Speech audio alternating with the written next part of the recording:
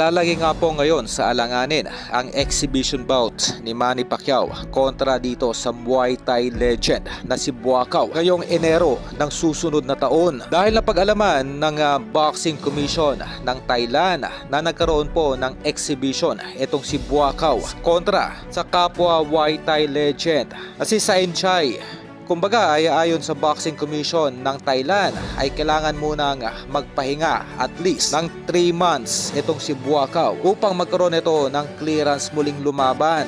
Maging ito man ay isang exhibition. Sa madaling salita po ay ma-extend ang petsa ng laban itong si Manny Pacquiao kontra dito sa Muay Thai legend. At mula po dito ay nag-alok ang kampo ni Amir Khan na magkaroon sila ng isang exhibition sa Saudi Arabia kung saan ay inaasahan po na mas kikita ng malaki dito si Manny Pacquiao. Kumbaga ay blessing in disguise po ang pag-delay ng laban ni Manny Pacquiao dito kay Buakaw. Dahil sa kabilang banda po ay mas mapapaaga na makita natin si Manny Pacquiao na lumaban sa ibabaw ng ring. Sa kabilang balita ay buong pagmamalaking ibinida ng head coach nitong si Marlon Tapales ang training program na ginagawa nito ngayon sa Baguio, na kung saan ay ayon mismo sa head coach nitong si Tapales ay mayroong 6 na spar mates itong ating kababayan upang paghandaan lamang ang pinakamabigat na laban nito kontra sa Japanese superstar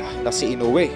Inamin rin ng nasabing head coach nitong si Tapales na wala silang ibang game plan kundi mapabaksak itong the Japanese monster. Baga ay aware din itong kampo ni Tapales na walang ibang paraan para manalo sa kanilang laban kundi ma-knockout or mapabaksak man lamang itong si Inoue.